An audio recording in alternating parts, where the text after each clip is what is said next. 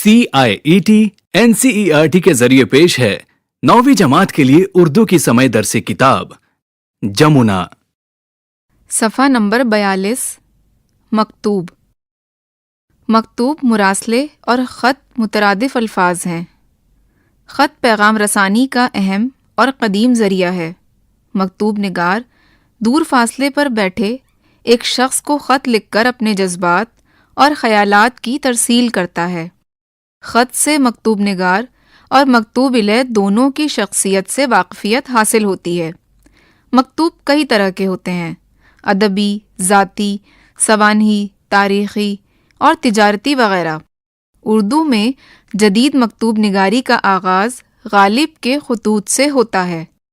ان خطوط سے ہمیں اس عہد کے تاریخی، سیاسی اور سماجی حالات سے واقفیت ہوتی ہے۔ بعض اہل قلم نے مکتوب نگاری کو ایک لطیف فن قرار دیا ہے۔ ایسے خطوط بڑی تعداد میں موجود ہیں جن میں اعلیٰ تخلیقی ادب کی خصوصیات پائی جاتی ہیں۔ ان خطوط کا مطالعہ اور بھی دلچسپ ہو جاتا ہے۔ مکتوب نگاری شخصی اظہار کی ایک شکل ہے۔ مکتوب نگار کا مخاطب کوئی ایک شخص ہوتا ہے، جبکہ ادب کی دوسری اصناف میں ایک ساتھ کئی لوگ مخاطب ہو سکتے ہیں۔ کچھ ادیبوں نے ایسے عمدہ خطوط لکھے کہ اب مکتوب نگاری کو ایک ادبی صنف کا درجہ حاصل ہو چکا ہے۔ مکتوب نگار کا مخاطب کوئی بھی ہو، اگر مکتوب نگار کی تحریر میں کشش ہو تو خط ہر پڑھنے والے کے لیے دلچسپ ہو جاتا ہے اور ایسے خطوط ادب پارے کے طور پر پڑھے جاتے ہیں۔ اردو نثر کی روایت میں مرزا غالب، علامہ شبلی نعمانی، مہدی افادی، چودھری محمد علی رودولوی، سید سلیمان ندوی، ابوالکلام آزاد، رشید احمد صدیقی، صفیہ اختر اور قرۃ العین حیدر وغیرہ کے خطوط نمایاں حیثیت رکھتے ہیں۔ صفحہ نمبر 43 سبق مرزا غالب 1797 تا 1869۔ صفحے کے بائیں جانب مرزا غالب کی تصویر دی گئی ہے۔ مرزا اسد اللہ خان غالب کی ولادت آگرہ میں ہوئی۔ چچا نصر اللہ بیگ نے ان کی پرورش کی۔ شادی کے بعد غالب دہلی آ گئے۔ یہاں کے علمی اور ادبی ماحول میں ان کا شعری ذوق پروان چڑھا۔ غالب نظم اور نثر دونوں پر یکساں قدرت رکھتے تھے۔ جو بلند مرتبہ انہیں شاعری میں حاصل ہوا، وہی رتبہ انہیں نثر میں بھی ملا۔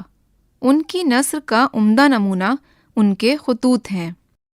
غالب کے خطوط کے مجموعے عود ہندی اور اردو معلیٰ کے نام سے شائع ہوئے ہیں۔ انہوں نے خط کو بات چیت کی زبان سے قریب تر کر کے مراسلے کو مکالمہ بنا دیا۔ ان کے خطوط کو پڑھ کر ایسا لگتا ہے گویا کہ دو لوگ آپس میں بیٹھے گفتگو کر رہے ہوں۔ غالب کے اردو خطوط میں ان کی اپنی زندگی اور زمانے کی دلچسپ تفصیلات سمٹ آئی ہیں۔ خاص طور پر 1857 کے آس پاس کا ماحول غالب کے خطوط میں جس تفصیل کے ساتھ بیان ہوا ہے، اس کے پیش نظر یہ خطوط ایک تاریخی مواد کی حیثیت بھی رکھتے ہیں۔ انہوں نے جو اسلوب اختیار کیا تھا، اس کی نقل کسی سے بھی ممکن نہ ہو سکی۔ ان کے خطوط میں واقعہ نگاری، منظر نگاری اور جذبات نگاری کی غیر معمولی مثالیں موجود ہیں۔ اسی کے ساتھ ساتھ طنز و مزاح کا عنصر بھی غالب کی نثر میں ایک خاص حیثیت رکھتا ہے۔ صفحہ نمبر 44 غالب کے خطوط۔ صفحے کے بائیں جانب ایک QR کوڈ دیا گیا ہے، جس کو سکین کر کے آپ سبق سے متعلق مزید معلومات حاصل کر سکتے ہیں۔ نمبر 1 منشی ہرگوپال تفتہ کے نام۔ کیوں صاحب، روٹھے ہی رہو گے یا کبھی منو گے بھی؟ اور اگر کسی طرح نہیں منتے تو روٹنے کی وجہ تو لکھو۔ میں اس تنہائی میں صرف خطوں کے بھروسے جیتا ہوں، یعنی جس کا خط آیا میں نے جانا کہ وہ شخص تشریف لایا۔ خدا کا احسان ہے کہ کوئی دن ایسا نہیں ہوتا جو اطراف و جوانب سے 2-4 خط نہیں آ رہے ہوں۔ بلکہ ایسا بھی دن ہوتا ہے کہ 2 بار ڈاک کا ہرکارا خط لاتا ہے، 1 صبح کو اور 1 شام کو۔ میری دل لگی ہو جاتی ہے۔ دن ان کو پڑھنے اور جواب لکھنے میں گزر جاتا ہے۔ یہ کیا سبب 10-12 دن سے تمہارا خط نہیں آیا، یعنی تم نہیں آئے؟ خط لکھو صاحب، نہ لکھنے کی وجہ لکھو، آدھ آنے میں بخل نہ کرو، ایسا ہی ہے تو بیرنگ بھیجو۔ سوموار 27 دسمبر 1858۔ غالب۔ صفحہ 45۔ دوسرا خط۔ منشی ہرگوپال تفتہ کے نام۔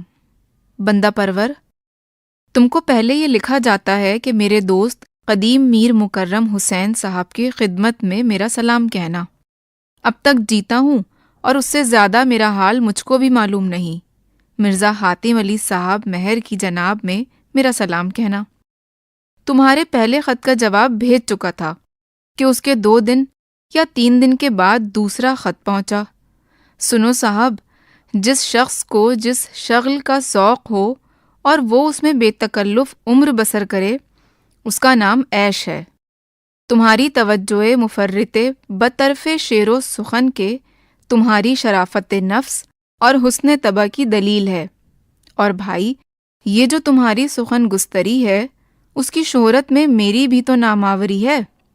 میرا حال اس فن میں اب یہ ہے کہ شعر کہنے کی روش اور اگلے کہے ہوئے اشعار سب بھول گیا، مگر ہاں اپنے ہندی کلام میں سے 1.5 شعر یعنی 1 مقطع اور 1 مصرع یاد رہ گیا ہے۔ سو گاہ گاہ جب دل الٹنے لگتا ہے تب 10-5 بار یہ مقطع زبان پر آ جاتا ہے۔ زندگی اپنی جب اس شکل سے گزری غالب، ہم بھی کیا یاد کریں گے کہ خدا رکھتے تھے۔ پھر جب سخت گھبراتا ہوں اور تنگ آتا ہوں تو یہ مصرع پڑھ کر چپ ہو جاتا ہوں۔ اے مرگ ناگہاں تجھے کیا انتظار ہے۔ صفحہ 46۔ یہ کوئی نہ سمجھے کہ میں اپنی بے رونقی اور تباہی کے غم میں مرتا ہوں۔ جو دکھ مجھ کو ہے اس کا بیان تو معلوم، مگر اس بیان کی طرف اشارہ کرتا ہوں۔ انگریز کی قوم میں سے جو ان روسیا کے ہاتھ سے قتل ہوئے، اس میں کوئی میرا امید گاہ تھا اور کوئی میرا شفیق اور کوئی میرا دوست اور کوئی میرا شاگرد۔ ہندوستانیوں میں کچھ معشوق، کچھ عزیز، کچھ دوست، کچھ شاگرد، سو وہ سب کے سب خاک میں مل گئے۔ ایک عزیز کا ماتم کتنا سخت ہوتا ہے، جو اتنے عزیزوں کا ماتمدار ہو، اس کو زست کیوں کر نہ دشوار ہو۔ ہائے اتنے یار مرے کہ جو اب میں مروں گا تو میرا کوئی رونے والا بھی نہ ہوگا۔ انا للہ و انا الیہ راجعون۔ جون جولائی 1858۔ غالب۔ یہاں ایک تصویر میں غالب کی حویلی ہے جس میں دائیں جانب ایک داخلی دروازہ ہے اور اس کے پاس ایک تختی لگی ہوئی ہے جس پر اردو، ہندی اور انگریزی میں لکھا ہے کہ حویلی مرزا غالب۔ اس حویلی میں 1860 سے 1869 تک مرزا غالب نے اپنی زندگی کا آخری وقت گزارا۔ صفحہ 47۔ لفظ و معنی۔ اطراف، طرف کی جمع سمت، جوانب، جانب کی جمع طرف سمت، ہرکارہ، ڈاکیا، خط پہنچانے والا، بخل، کنجوسی، بیرنگ، وہ مال یا خط وغیرہ جس کا محصول پہلے ادا نہ کیا گیا ہو، بغیر ٹکٹ کے بھیجا ہوا خط۔ بندہ پرور، پرورش کرنے والا، احترام میں بولا جاتا ہے۔ شغل، مشغلہ، ذوق، شوق، بے تکلف، بے ساختہ، بناوٹ کے بغیر۔ مفرط، بہت زیادہ، حد سے زیادہ۔ شرافت نفس، نیک طبعی، طبیعت کی شرافت۔ حسن طبع، طبیعت کی خوبصورتی، اچھی طبیعت۔ سخن گستری، شعرگوئی، سخن آرائی۔ نام آوری، معروف ہونا۔ روش، راستہ، گاہ گاہ، کبھی کبھی، کسی کسی وقت، مرگ ناگہاں، وہ موت جو اچانک آ جائے، روسیہ، بدکار، گنہگار، شفیق، شفقت کرنے والا، زیست، زندگی۔ صفحہ 48 غور کیجیے۔ نمبر 1، منشی ہرگوپال تفتہ فارسی کے اچھے شاعر اور مرزا غالب کے عزیز شاگرد تھے۔ غالب اپنے مکتوب میں منشی ہرگوپال تفتہ کو کسی رائج القاب کے بجائے بندہ پرور اور کیوں صاحب کہہ کر مخاطب کرتے ہیں۔ اس طرح بے تکلفی سے مخاطب کرنے کے سبب یہ گمان ہوتا ہے جیسے وہ سامنے موجود کسی شخص سے خطاب کر رہے ہوں۔ نمبر 2، غالب کے خطوط کو دستاویز کی حیثیت حاصل ہے۔ مکالماتی انداز کے ساتھ ان کے خطوں میں رشتوں کا ربط، اپنائیت کا احساس، دوستی کا تعلق، خلوص کی گرمی اور جذبات کی سچائی موجود ہے۔ ذاتی زندگی کی عکاسی کے ساتھ ساتھ یہ خطوط اس عہد کی ادبی، سماجی اور سیاسی صورتحال پر بھی روشنی ڈالتے ہیں۔ ان خطوط کو لکھے کم و بیش 150 سال سے زیادہ ہو گئے، لیکن شوخی، شگفتگی اور اظہار کی بے تکلفی کے باعث یہ ادبی شاہکار بن گئے ہیں۔ سوچئے اور بتائیے۔ سوال نمبر 1، غالب نے اپنا حال کس انداز میں بیان کیا ہے؟ سوال نمبر 2، خط میں کن سہولتوں کو عیش کہا گیا ہے؟ سوال نمبر 3، خط میں پہلی جنگ آزادی کے بعد کی صورتحال کو کس طرح پیش کیا ہے؟ سوال نمبر 4، خط کے علاوہ پیغام رسانی کے کون کون سے ذرائع ہیں؟ صفحہ نمبر 49 پڑھیے، سمجھیے اور لکھیے۔ دیے گئے جملوں کو غور سے پڑھیے اور ان کے مفہوم اپنی زبان میں لکھیے۔ نمبر 1، میں اس تنہائی میں صرف خطوں کے بھروسے جیتا ہوں۔ نمبر 2، 10 12 دن سے تمہارا خط نہیں آیا، یعنی تم نہیں آئے۔ نمبر 3، تمہاری توجہ مفرطے بطرف شعر و سخن کے تمہاری شرافت نفس اور حسن طبع کی دلیل ہے۔ نمبر 4، یہ کوئی نہ سمجھے کہ میں اپنی بے رونقی اور تباہی کے غم میں مرتا ہوں۔ نمبر 5، یہ جو تمہاری سخن گستری ہے، اس کی شہرت میں میری بھی تو نام آوری ہے۔ خط کے شروع میں بندہ پرور کہہ کر جس کے نام خط لکھا ہے اسے مخاطب کیا گیا ہے۔ بندہ پرور کے معنی ہے پرورش کرنے والا۔ آپ پڑھ چکے ہیں کہ خط کے شروع میں جن الفاظ سے مکتوب الیہ کو مخاطب کیا جاتا ہے وہ القاب و آداب ہوتے ہیں۔ آپ اساتذہ اور بزرگوں کو مخاطب کرنے کے لیے 5 القاب معلوم کر کے لکھیے۔ یہاں 5 خالی سطریں دی گئی ہیں جہاں آپ یہ القاب لکھ سکتے ہیں۔ پہلے خط میں لفظ ہرکارہ آیا ہے جس کے معنی ہے خط پہنچانے والا یا ڈاکیا۔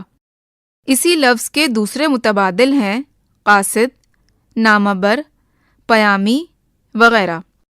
لغت کی مدد سے 5 الفاظ اور ان کے متبادلات تلاش کر کے لکھیے۔ ہر ایک لفظ کے 2 یا 2 سے زیادہ متبادل ہونے چاہیے۔